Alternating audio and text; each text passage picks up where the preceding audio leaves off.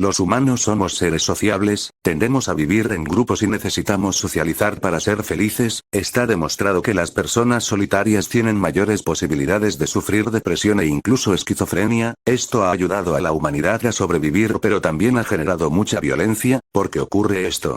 Vamos a verlo. Los humanos no somos seres muy fuertes, ni muy ágiles, ni muy rápidos. En general, no destacamos en el ámbito físico en comparación a otros animales, pero podemos compensar esto con el grupo, y eso es lo que nos ha permitido sobrevivir, porque puede que un Australopithecus no tuviera ninguna posibilidad contra un tigre, pero 50 Australopithecus armados con piedras, palos, dientes y garras podrían someterlo. Perderían a varios compañeros en la batalla, pero podrían ganar, y ese es el secreto de la supervivencia de la raza humana. Los números. Los primates llevan decenas de millones de años evolucionando en los árboles. De hecho, poco después de la extinción de los dinosaurios, algunas especies de roedores ya habitaban en los árboles, y esas serían los ancestros de los primates. En los árboles, encontraron un alimento muy nutritivo, las frutas, y además, vivían prácticamente a salvo de los depredadores del suelo. Durante todos esos millones de años, nuestros ancestros observaron cómo otras especies competían por la supremacía desde la seguridad de los árboles y evolucionaron para desplazarse en ellos, manos de 5 dedos para agarrarse a las ramas y brazos y piernas largas para alcanzarlas, pero no desarrollaron fuerza porque no necesitaban combatir.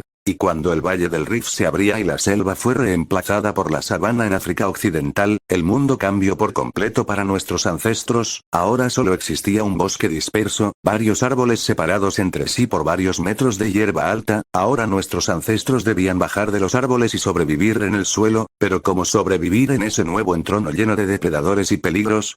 Bajar de los árboles fue el equivalente de la expulsión de Adán y Eva del jardín del Edén en la mitología judeocristiana. Los homínidos entonces se refugiaron en el grupo, ya estaban adaptados a vivir en comunidad puesto que tenían que compartir los árboles. De hecho la mayoría de primates también lo hacen, y en grupo, tenían más posibilidades de intimidar o incluso matar a los depredadores. Las manadas se convirtieron en tribus y comenzó la prehistoria, en donde los homínidos se volvieron nómadas que vivían de la caza y la recolección, y con sus herramientas y el grupo consiguieron sobrevivir y evolucionar. Pero a la vez que un problema se resolvía, aparecía otro. Dentro de una tribu, existía cierta cohesión entre sus miembros, todos se conocían desde niños y a la perfección, y aprendían a convivir, pero, ¿qué pasaba cuando dos tribus se encontraban?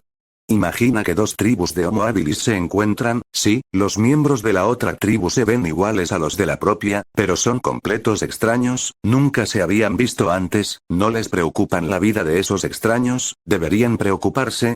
Ni siquiera los conocen y deben preocuparse por su propio grupo. Aquí es cuando nace la diferencia entre ellos y nosotros, la diferenciación entre los de dentro y los de fuera, los que aquí y los de allí.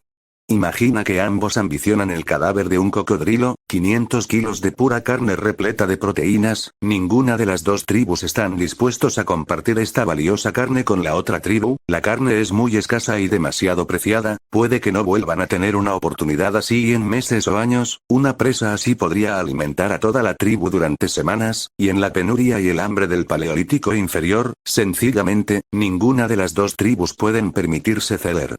El resultado. Un conflicto. En este conflicto, ambas tribus acaban perjudicadas, pero una podrá conseguir el cocodrilo y otra se tendrá que retirar. Ambas tribus han aprendido algo. Cuando se encuentran con otra tribu, estalla un conflicto porque ambas quieren los mismos recursos. Ahora, cuando esas tribus se encuentren con otras nuevas, automáticamente tendrán una actitud hostil y eso no hará más que generar nuevos conflictos. Poco a poco, comienza a surgir el tribalismo, la identidad de grupo. Los que aquí somos mejores que los de allí, los que fuera quieren robar nuestros recursos y solo podemos confiar en los de dentro. Nosotros somos los buenos, ellos son los malos. Todo esto, estas frases que hoy en día puedes escuchar en discursos nacionalistas, surgió aquí, por rivalidad entre tribus. Y la cosa se puso peor con la expansión de los humanos por el mundo y su evolución. Imagina que una tribu de Homo sapiens y una tribu de Homo erectus se encuentran, ahora ni siquiera son iguales, tienen evidentes diferencias físicas, ellos son extraños, tienen otro aspecto y sin agresivos. Las evidencias fósiles apuntan a que hubo guerras entre especies.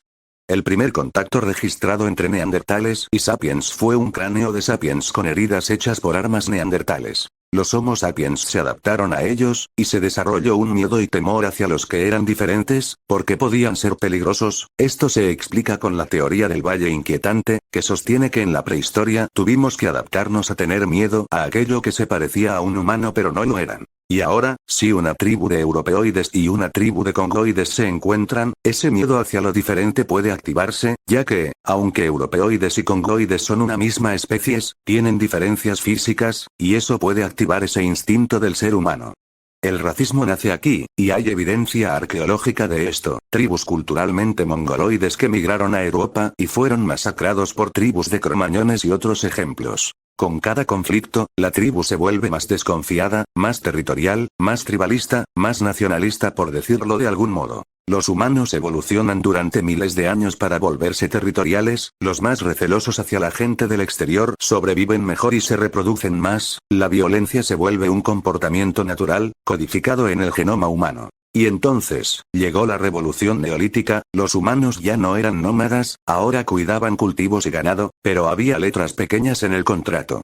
Sí, ahora con los cultivos tenían comida asegurada cada día y no tenían que cazar constantemente para comer, pero tenían que trabajar muy duro para que los cultivos prosperan. ¿Y qué pasa si una tribu de nómadas que no consigue cazar decide entrar en nuestra aldea y robar nuestro grano para comer?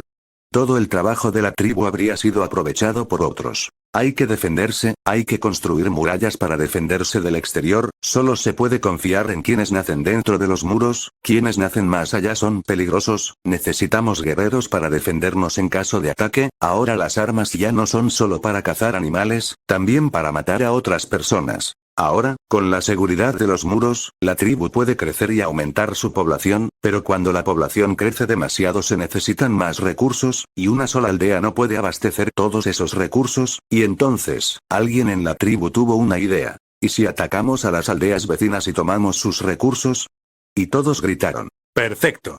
No se preocupaban por la gente de fuera, al fin al cabo, son ellos, no nosotros, son los de allí, no los de aquí, no se preocupaba por gente que no conocían, comienza la expansión y la conquista. Pero, si tú puedes atacar a los demás también pueden atacarte a ti, hay que expandirse para tener más recursos, pero también hay que prepararse para defenderse y que no te roben tus recursos, los guerreros se agrupan formando ejércitos, pero los ejercicios necesitan un caudillo, surgen los jefes tribales y los reyes. Y a esto se suma un nuevo factor, la religión. Si un explorador de un reino de la antigüedad llegaba a una tribu con una religión completamente diferente, probablemente se sentiría incómodo, pensaría que están adorando a falsos dioses, aunque los suyos también son falsos y él no lo sabe. Los chamanes dicen que los reinos y tribus vecinas sin herejes y que solo ellos creen en el dios o los dioses verdaderos. Y aunque hay muchas religiones que son intolerantes con otras, hay muchas otras que no.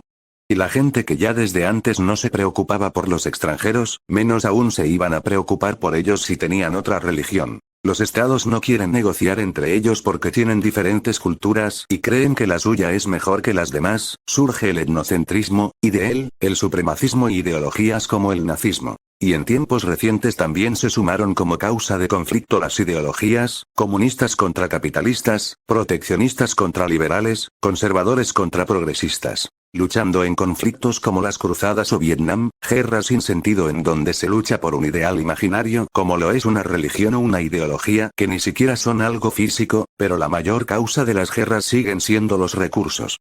Los conflictos generan odio, y el odio genera nuevos conflictos, es un ciclo infinito.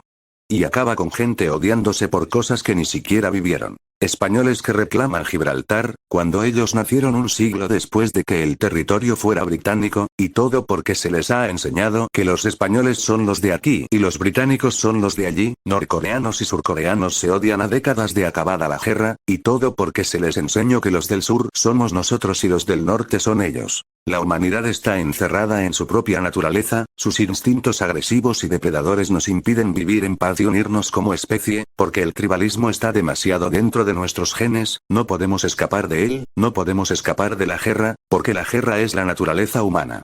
La guerra es el deseo de sobrevivir y transmitir los genes. Aunque, puede que esto no sea del todo así. En el Congo habitan los chimpancés, nuestros parientes vivos más cercanos. Se separaron de nosotros porque cuando se abría el Valle del Rift hace 7 millones de años, nosotros estábamos en el lado que se convirtió en sabana y ellos en el lado que sugirió siendo selva. Cada uno evolucionó de una forma, pero seguimos siendo muy diferentes. En la ciencia del río Congo están demasiado ocupados enfrentándose a los humanos y a los gorilas como para enfrentarse entre ellos, pero más dentro de la selva, en la reserva natural de Chimpounga, se dio una guerra entre dos manadas de chimpancés. Todo empezó cuando el alfa de una manada murió. Había dos pretendientes al poder, por lo que la manada o tribu se dividió en dos, una se fue al norte y otra al sur. Durante los siguientes días y semanas, la tribu del norte mandaba expediciones formadas por 2 o 3 chimpancés. Estas expediciones mataban a machos de la tribu del sur y secuestraban a las hembras para aparearse con ellas. La tribu del sur contestó con expediciones hacia el norte, pero como la tribu del norte tenía más miembros, logró sacar ventaja y aniquiló a casi todos los miembros de la tribu del sur, pero la alegría de la victoria les duró muy poco porque apenas habían terminado la guerra. Una tribu de aún más al sur comenzó a lanzar ataques contra la tribu del norte. Un 70% de los chimpancés de la reserva murieron en estas guerras. Pero, no muy lejos, en los grandes lagos, habitan los bonobos, nuestros segundos parientes vivos más cercanos. Son una especie muy pacífica y tranquila, viven en pequeñas tribus gobernadas por las hembras y rara vez tienen conflictos entre ellas ya que habitan en una zona rica en recursos, por lo que no es necesario competir con otros. Entonces quizás la guerra no es tan instintiva como creíamos, quizás la guerra se debe a la competencia por los recursos, quizás por eso las sociedades europeas eran mucho más violentas que las americanas o australianas, quizás la violencia es causada por la escasez y el secreto de la paz es la abundancia. Esto sería bastante irónico, ya que las guerras que tienen como objetivo acabar con la escasez solo causan más escasez y por tanto más conflictos. Volvamos a los chimpancés. ¿Recuerdas que dije que secuestraban a las hembras? Pues es curioso, porque los humanos también lo hacían, y es completamente lógico, y es la misma razón por la que durante gran parte de la historia, la guerra fue solo de hombres. Las mujeres son, biológicamente hablando, más valiosas que los hombres. Un macho puede embarazar, a su máxima capacidad, a 2 hembras por día, pero las hembras solo pueden embarazarse una vez al año ya que necesitan 9 meses para tener a ese hijo. Las hembras eran y son fábricas de vida, el futuro de la tribu estaba en ellas. Si un macho moría, importaba menos, pero si una hembra moría, era perder en parte al futuro de la tribu. Cuantas más hembras tuviera una tribu, más próspera sería, por lo que secuestrar a una o varias hembras y alimentarlas para procrear con ellas era una inversión aceptable, por más frío que suene. Cuando una tribu saquea a otra, roba sus recursos más valiosos, su comida, su oro, sus armas, su ganado y sí, sus mujeres, porque de ese modo te aseguras de que tu tribu enemiga tendrá menos miembros en el futuro y que ya no podrán desafiarte. Puede sonar bastante mal, pero así funcionó la sociedad hasta tiempos muy recientes. ¿Pero qué crees tú? ¿Crees que la guerra es algo natural en el ser humano o se debe a la competencia por los recursos? ¿Tienes alguna otra teoría?